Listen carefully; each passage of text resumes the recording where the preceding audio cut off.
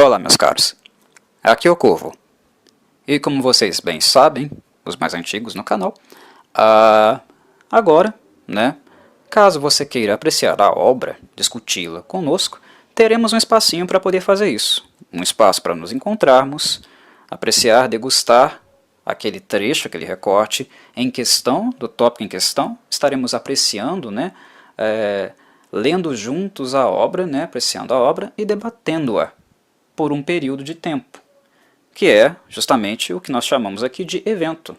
Nós nos unimos, nos juntamos para apreciar um recorte, um momento de uma obra, em um lugar nosso, e produzir algum tipo de reflexão, de conhecimento acerca daquilo que nós conjuntamente lemos, E eu estou chamando isso de evento aqui no cantinho do Corvo. O lugar de acessar isso, é certamente o Discord, que está aí na descrição do vídeo. Lá é o nosso ponto de encontro, o ponto onde a gente se encontra, aprecia a obra, degusta a obra e assim conversamos alguma coisa acerca dela. Lembrando que os eventos são sempre temporários. Vocês têm sempre 48 horas para poder se juntar a nós e comentar alguma coisa. Depois disso, o tópico se encerra. É o tempinho mesmo que a gente se junta ali para poder degustar, apreciar, lermos juntos a obra, o trecho da obra e produzir conhecimento sobre ela, como se fosse realmente um clube do livro.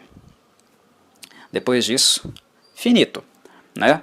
É algo que nós podemos nos reunir, combinar de fazer novamente, revisitar, como estou fazendo aqui agora, esse é um tópico de revisita. Podemos fazer isso novamente, mas de maneira geral, são momentos pontuais, sempre pontuais. O que virá a seguir, obviamente, que eu apresentarei nesse vídeo, é uma reflexão, umas primeiras impressões que eu tenho nessa minha revisita do capítulo. O que eu sinto. Terminei de ler novamente e estarei apresentando os meus sentimentos. Para quem não leu, pare o vídeo e aproxime-se. Vem conosco, vem ler conosco. Senão vocês tomarão, obviamente, vários spoilers. Então parem aí. Vão lá no Discord, juntem-se a nós, depois vocês voltam e continuam o vídeo. Nesse tópico, eu revisito o primeiro conto da primeira obra do Sapkowski, O Último Desejo, conto chamado O Bruxo. Como primeiro conto, basicamente a função de um literário é apresentar e introduzir o leitor à sua obra. O que nem sempre é muito fácil de fazer. É necessário um pouco de desenvoltura para que, em poucas páginas, seja possível introduzir ao leitor os conceitos básicos dos seus personagens, o que você está visualizando para a sua história, uma direção que ela vai adotar. Isso são características que não são muito fáceis de serem introduzidas num pequeno texto. O que é bem natural de acontecer, na maioria das obras, é uma coisa extremamente natural. Isso, inclusive, envolve também o próprio Sapkowski. É que a história, o decorrer dela, seja aquilo que realmente esclareça para o leitor o que realmente vai acontecer. É como se a obra fosse uma criatura viva, um organismo vivo que fosse se desenvolvendo, amadurecendo, se modificando. Escrever, pensar, refletir, são coisas todas orgânicas, são todas de caráter humano, expressões humanas. Expressões de uma criatura viva, que é o próprio artista, que é o próprio escritor. Então, na maior parte das obras, o que nós vamos fazendo, né, e vamos apreendendo é aquilo que o próprio escritor, né, o próprio idealizador de uma obra,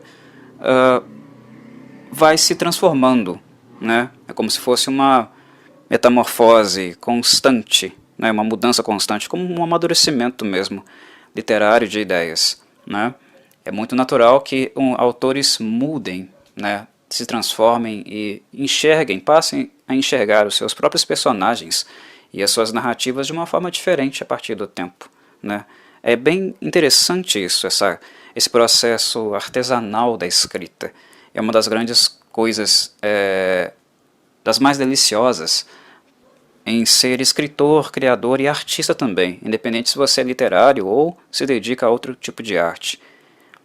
Mas introduzir um livro é sempre tarefa de apresentar ao leitor as ideias básicas do que consiste o seu personagem central, né, ou personagens centrais, se você vai introduzir mais de um, né, e também do que consiste a sua história, né, onde ela está se situando, o que acontece ali, que mundo é esse, quem vive nele, quais são as regras que regem esse mundo. E esse capítulo, o bruxo, ele tem essa função. E diga-se, embora seja um capítulo muito curto, ele é muito breve, ele, na minha análise, é extremamente assertivo, pontual para fazer isso. Ele faz isso de uma forma impecável, né? Não estou puxando sardinha do Sapkowski. Na verdade, eu estou reconhecendo o quão bom ele foi, né, ao introduzir Geralt de Rivia, né, o seu personagem central, a princípio, aí na obra, né, haverá outros, mas a princípio é o Geralt, como ele foi preciso, perspicaz para introduzir o personagem, para introduzir o bruxo, e introduzir também o conceito do que é um bruxo e qual é o mundo em que esse bruxo está situado. Em poucas páginas ele faz isso de uma maneira impecável. O que podemos ver aí, né, que basicamente um bruxo é um assassino de aluguel, um assassino de monstros, criaturas que são consideradas pela raça humana, né, como antinaturais. É um conceito humano sobre elas, né? Não necessariamente isso se aplica, né? Na verdade, é uma forma de ver que é, digamos, parte da sociedade, né? As organizações humanas a respeito dessas criaturas. E o bruxo seria um assassino de aluguel, né? Um assassino treinado, especializado para enfrentar essas criaturas. E, como é bem esperado, né? Dos humanos, grande parte da dificuldade deles de enfrentarem, né, criaturas se deve à própria constituição física dos humanos, né? Nós somos muitos. Essa é uma das grandes vantagens da casta humana, né?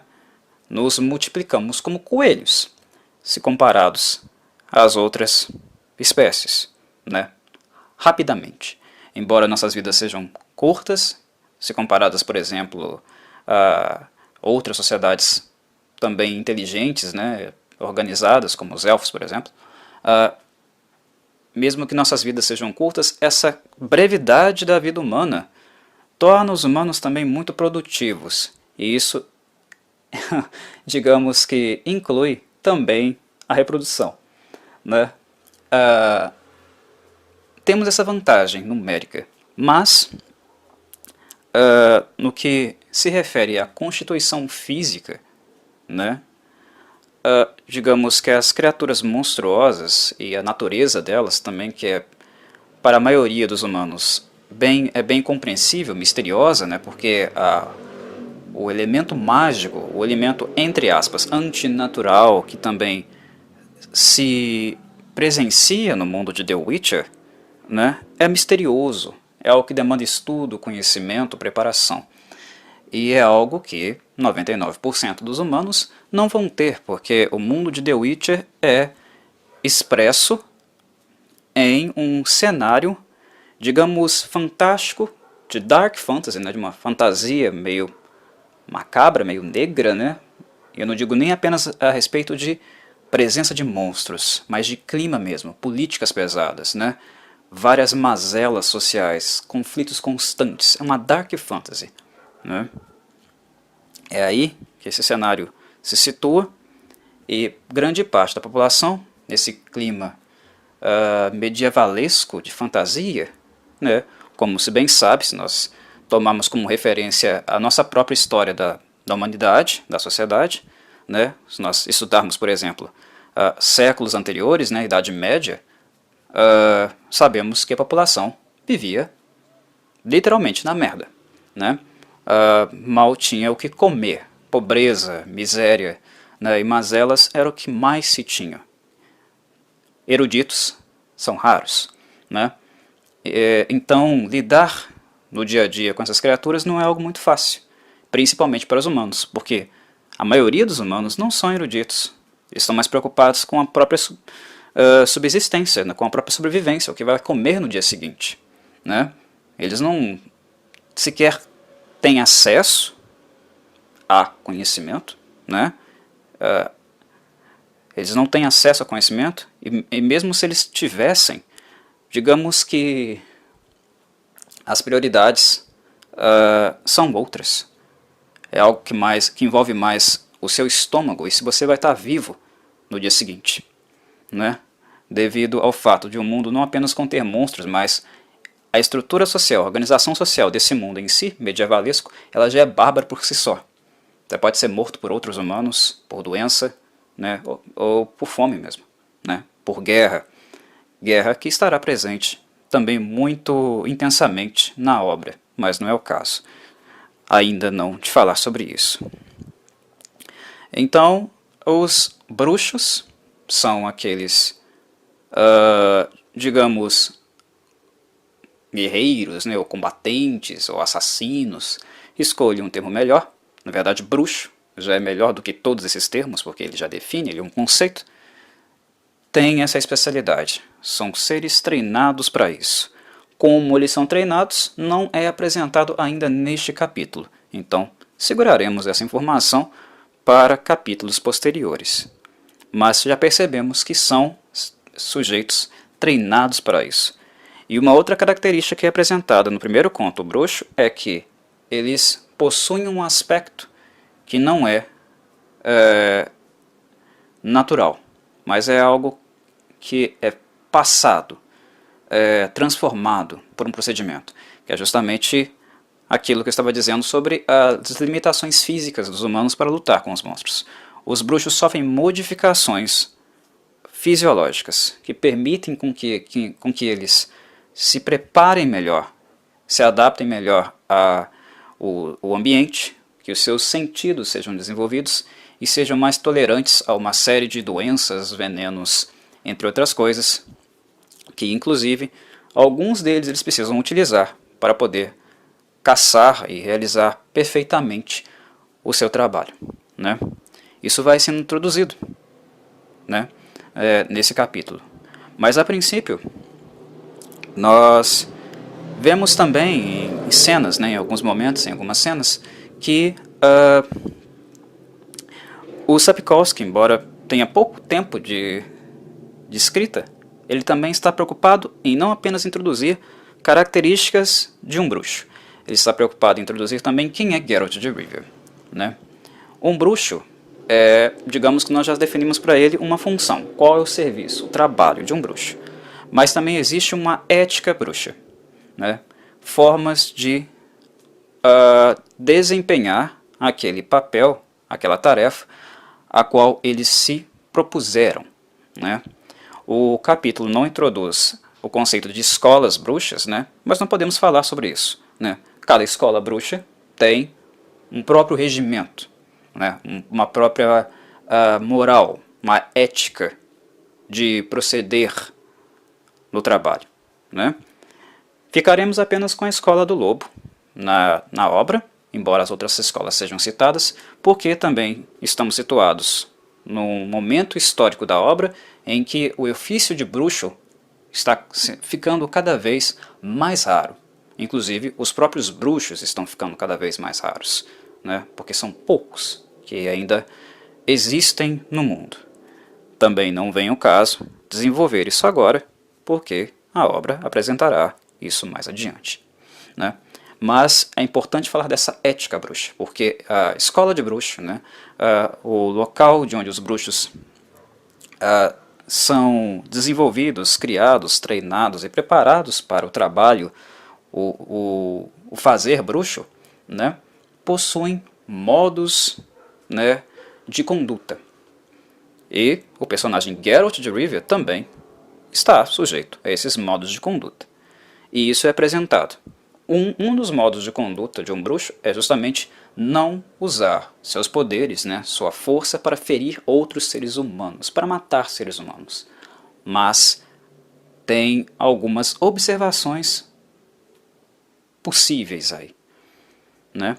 Antes que eu mencione elas, eu mencionei a ética bruxa porque o Sapkowski está preocupado nesse capítulo em apresentar essa ética bruxa, mas também ele está preocupado em apresentar também a ética pessoal, a bússola moral do seu protagonista.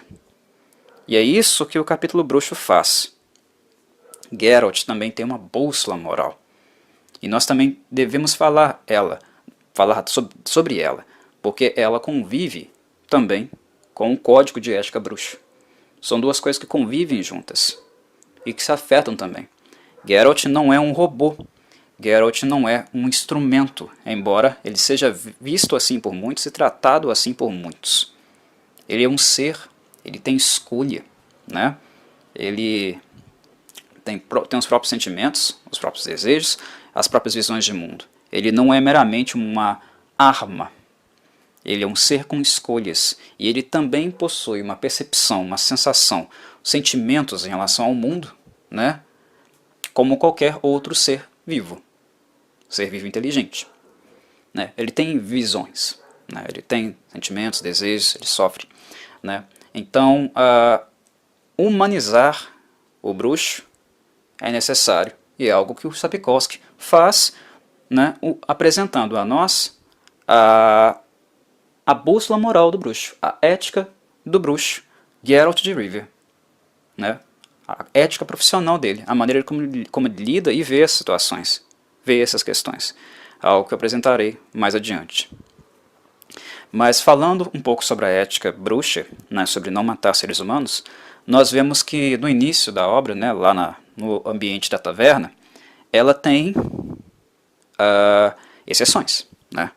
Porque embora os bruxos não possam ferir os seres humanos, isso não quer dizer que fica aberta a qualquer pessoa aquela típica atitude boçal de ele não pode me ferir, então eu vou tirar uma onda com esse bruxo aqui, vou encher ele de porrada, ele não pode me ferir. Não é bem assim não, né? Os bruxos têm a possibilidade, né, a liberdade de se defenderem, né? Eles não são joguetes. E isso nós vemos acontecer, né? Vemos acontecer na obra. Geralt ele é agredido gratuitamente e ele não deixa barato, né? Não é bem assim. Mas digamos que nessa cena na taverna, no início do conto, o que é mais importante nem é isso.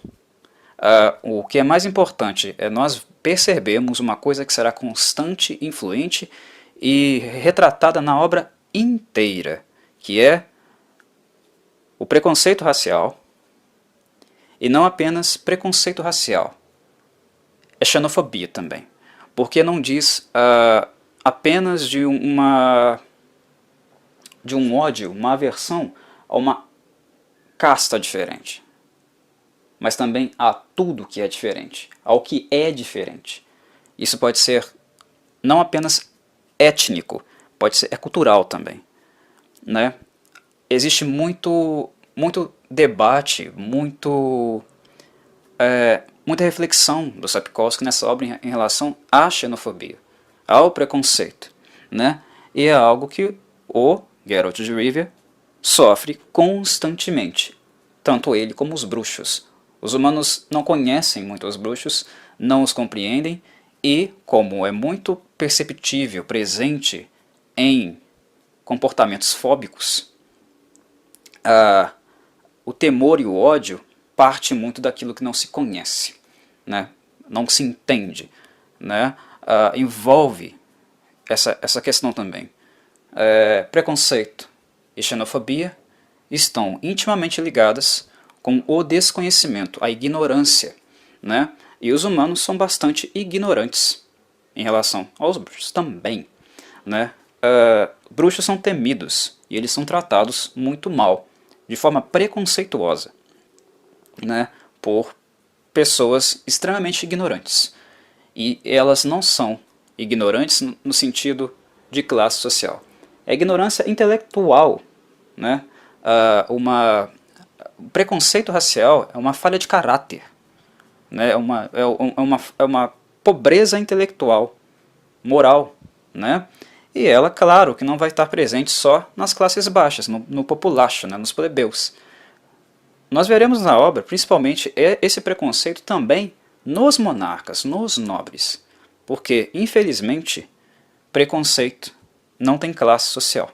A ignorância, né, ela é gigantesca, independente se você é de classe A, B ou C, né? E os bruxos são alvo disso. E é uma coisa que ajuda-nos a perceber muito quem é Geralt de Rivia, porque, sendo vítima, sendo constante vítima e alguém perseguido por esse ódio, né, sendo alvo de preconceito, de xenofobia, né, sendo visto como um monstro, porque ele é diferente, né, ele reflete, né, ele se posiciona em relação a isso, não apenas no sentido de represália a isso, né, no sentido de defesa, né, porque ele é sempre alvo de um ataque, mas também de se colocar um pouco no lugar dessas criaturas, dos supostos monstros aos quais ele é pago, né, ele é contratado para matar. São esses elementos que vão montando, vão delineando a ética de Geralt. Geralt não é um bruxo pragmático, né, ou extremamente objetivo. Não, ele é um cara muito ponderado. Ele não faz as coisas impulsivamente, embora ele seja, né, alguém suscetível a isso. Todo mundo tem os seus deslizes, seus impulsos, às vezes age, né, sem pensar. Ele é humano também. Ele nasce humano. Ele se torna bruxo. Mas o fato de se tornar bruxo e ter sido quimicamente modificado a ponto de perder alguns das suas sensações, sentimentos, capacidade de expressão, né? Ele ainda se expressa muito mais intensamente, muito mais vivamente, mais empaticamente do que grande parte dos humanos. Mesmo tendo passado por esse processo. Digamos que ele é menos monstruoso do que grande parte dos próprios humanos. Refletir, questionar o conceito de quem é o monstro realmente na história. É o bicho feio ou somos nós? É algo que a obra do Sapkowski vai fazer constantemente, vai fazer com muita frequência. E isso já se apresenta no primeiro conto, já se apresenta aqui no conto O Bruxo, né? E estar nesse lugar, né, do ataque, né, da diferença, né, daquele que não se encaixa no normal, entre aspas, da estrutura social, faz o Geralt se empatizar, se colocar no lugar dos outros. Então, a ética do bruxo, que existe, que é ensinada nas escolas, existe, mas também existe a ética e a postura de Geralt de Rivia. Ele não vai matar qualquer monstro à toa, só porque é monstro, ou porque ele é contratado com isso. Ele vai analisar, né? Ele vai colocar a sua própria ética pessoal, os seus próprios sentimentos também em jogo, né? Nessa análise, nessa avaliação. E é o que torna o Geralt um bruxo, né, muito único, né, entre todos os bruxos que nós conheceremos na obra. Porque ele é muito claro, capaz, né, profissional. Ele é excelente do ponto de vista do que um bruxo deve ser e fazer. Ele é excelente, ele é acima da média. Mas ele também é muito humano. Ele é muito humano, ele é muito emotivo, né? Ele é um ser que é passível de ser admirado por quem ele é, pela sua identidade, pela sua personalidade, ser admirado além, né, de uma mera arma, né, para além de uma mera função. Ele se coloca no mundo. As pessoas querem tirá-lo do mundo. Muitos querem tirá-lo do mundo, assassiná-lo. Odeiam a mera existência dele, por nada, gratuitamente. Preconceito, xenofobia. Mas ele não abre mão disso. Ele não abre mão de ser alguém, né? E embora quimicamente as expressões, os sentimentos dele tenham sido minados parcialmente pelo processo químico, pelas mutações, pelos mutagênicos que ele ingeriu em Kaer Morhen, ele não abre mão de ser alguém, né? Enfim, isso é um ponto que está aqui. Está no primeiro conto já. Nós percebemos que Geralt se coloca, né? E isso se reflete como? Na atitude, nas decisões que ele faz em relação à Striga. Ele poderia simplesmente fazer o trabalho, né? Ou não querer fazer o trabalho, porque na verdade ele seria impedido de matá-la, né, pelo Foltest, pelo pai da Striga, né? Ele podia ir embora. Ah, não posso matar, vou embora. Ou ele podia também acidentalmente, aspas, matar a Striga, né, ou incapacitá-la, né? Mas o Geralt, ele analisa, ele se coloca, ele se envolve. Todo o background do caso é algo que o Geralt procura trabalhar e verificar sempre. Ele quer saber como a maldição aconteceu, no caso aí foi uma maldição, né? Mas enfim, em todo caso que ele vai analisar, ele quer saber o antecedente, para pesar. É como se ele tivesse uma balança moral ali. É essa balança moral que não faz com que ele não mate todos os monstros, inclusive que ele se torne amigo de muitos deles, ou conhecido. E é a mesma balança moral também que faz com que ele não seja um simples peão de todos os humanos e que também casse alguns deles, porque eles são humanos horríveis, são desprezíveis. Como foi o caso aí do Ostrid, né, no conto em questão. Né, o que o Ostrid faz, o que ele fez, qual a responsabilidade dele no caso, o Geralt pesa. O que define um monstro para ele não é a maneira como você se parece, mas que tipo de moral é a tua, o que você faz, o quão bem ou mal você se coloca, o que você causa para si e para os outros. É isso que está o tempo inteiro permeando a ética do bruxo. E são aspectos sempre presentes na obra e que já estão introduzidos aí, de forma muito sucinta, muito, digamos, breve, né, de uma forma muito breve e rápida, mas estão introduzidos aí já. Conceitos do personagem. E aí do background do personagem, e não do bruxo. Embora o bruxo continue sendo apresentado, né? Vemos elementos característicos, né, do que vem a ser um bruxo, no sentido do equipamento de trabalho dele, né? Como, por exemplo, o que eu já falei, né, das mutações da capacidade de resistir a venenos e doenças, que no caso vão ser as poções que o bruxo usará para fazer seus trabalhos. Nós veremos ele usar lá, né, durante o trabalho, né, quando ele vai de fato enfrentar a Striga, né, estar diante dela. A espada do bruxo, né, a ferramenta principal de trabalho dele, a espada dele. O medalhão, que é aquilo que, além de um instrumento primordial para o bruxo, né, porque ele funciona como um radar de algo mágico, algo de natureza arcana no ambiente, né? Ele avisa o bruxo, como se fosse um sentido aranha do bruxo, se nós formos fazer um paralelo, né? É também como se fosse um objeto de identificação, embora não seja muito necessário por causa das feições, né? Mas também serve como isso, para isso. Nós vemos isso acontecer, né? Enfim, todos esses conceitos vão sendo introduzidos. O gibão, né, que ele usa. E, claro, não apenas com o medalhão, mais um elemento, que é um elemento muito recorrente e importante também das características de um bruxo, que são os sinais, né? A capacidade breve dos bruxos, né? Porque eles não são versados, eles não são eruditos na magia, mas eles possuem noções básicas para seus trabalhos. E sempre magias de uso mecânico, funcional.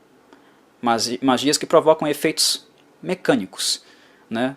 E num nível muito básico de aprendizagem. No caso aí que aparece no canto é o sinal de Ard, né?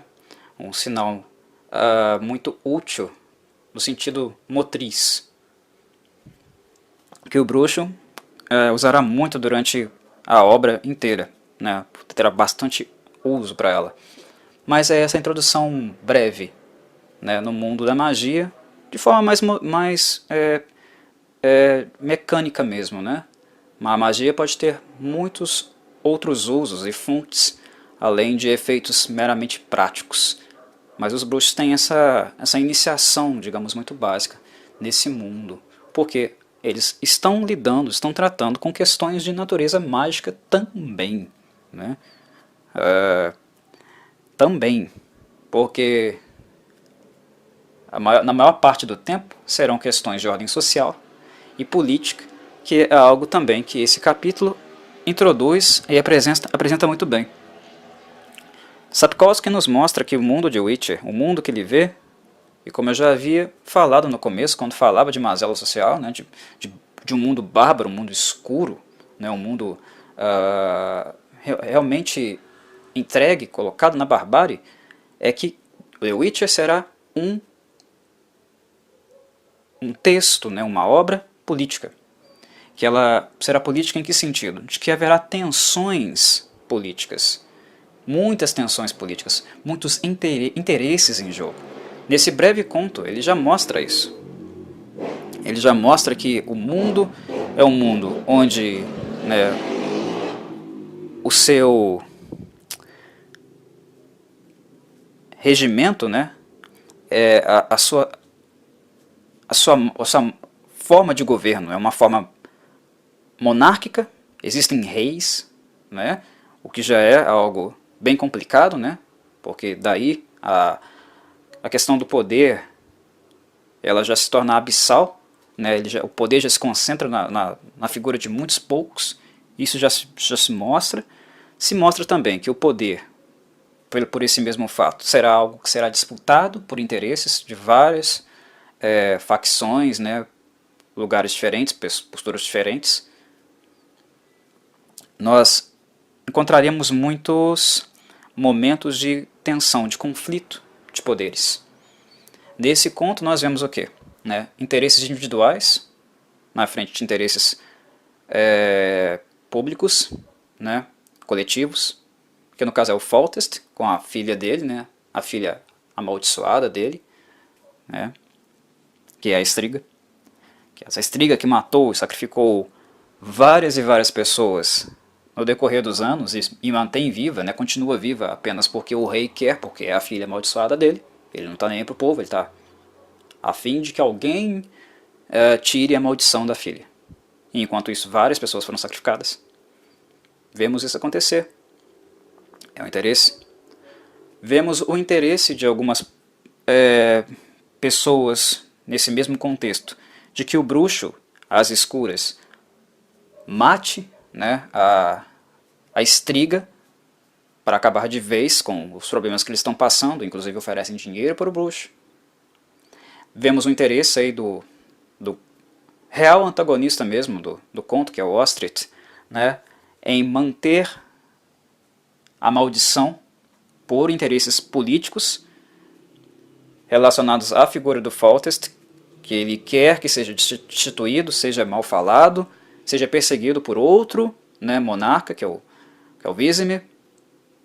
Ou seja, treta, complôs, conspirações, corrupção, política. Veremos muito em The Witcher.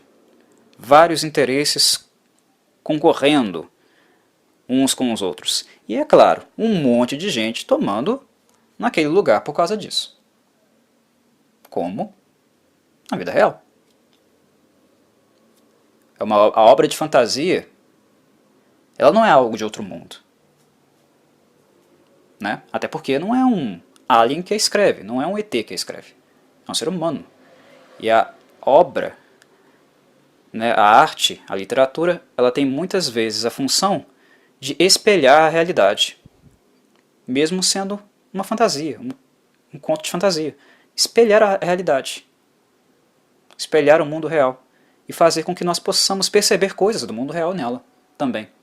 Porque ela também tem essa capacidade de limpar a nossa visão. Limpar os nossos óculos. A nossa lente. A arte espelha a realidade. Né? E The Witcher fará isso. Fará isso na questão política, fará isso nas questões morais. Vemos aí, por exemplo, que o Sapkowski não vai se conter em relação a tratar de muitos tabus, né, de forma aberta, na cara mesmo. Ele não vai esconder a existência dessas coisas e nem vai ter medo de falar sobre elas ou expô-las, que no caso, eu acho que no primeiro conto, né, no Bruxo, seja a questão do incesto, né, que é um tema espinhoso, mas que existe, existiu, continua existindo. Ele não vai se esconder de apresentar isso e falar sobre isso, expor isso. Né? A Striga foi fruto de uma relação incestuosa entre Foltest e a irmã, Ada. É só um dos momentos, né? Um dos temas espinhosos que estarão presentes nessa obra.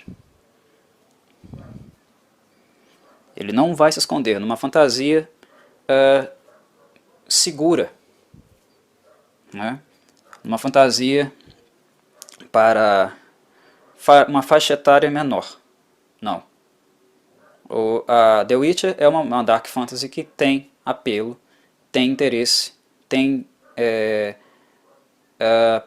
pretensões de um público mais adulto, né? De um público que consiga pensar e refletir dentro da obra sobre questões realmente mais complexas em relação à sociedade e à vida humana.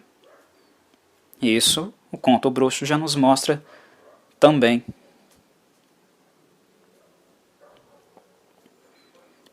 São elementos, né, características que são importantes, né, de serem percebidas de cara. E eu creio que o Sapkowski faz isso bem. Ele mostra, olha, você vai ler The Witcher, você vai ler isso aqui. Isso aqui que você vai encontrar. Né? Esse sou eu, esse sou o Sapkowski, e esses são os meus personagens. Se você tem algum problema comigo, tchau. Eu não vou me esconder. É isso aqui que eu vou mostrar.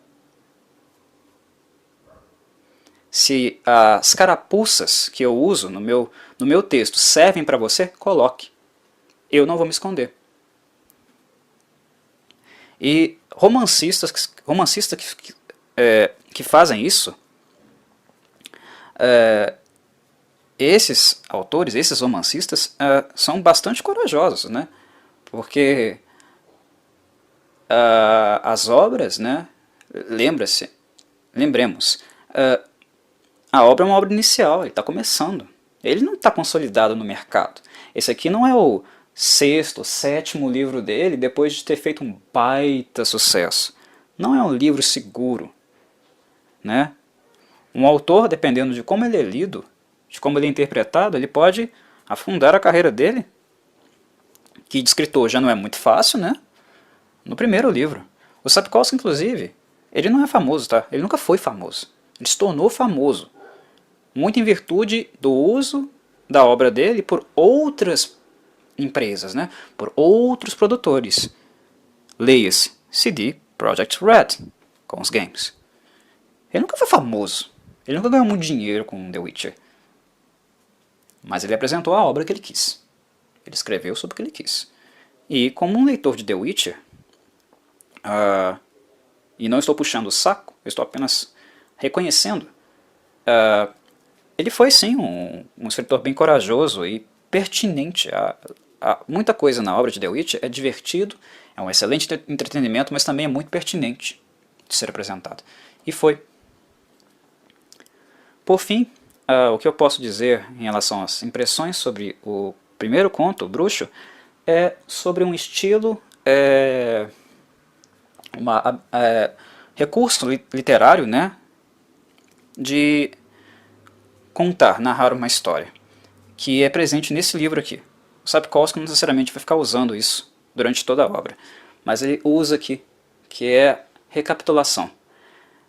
O bruxo está ferrado, ele está em outro lugar, e digamos que os contos que serão apresentados no decorrer desse livro são lembranças dele, né, de coisas que aconteceram enquanto ele está nesse lugar.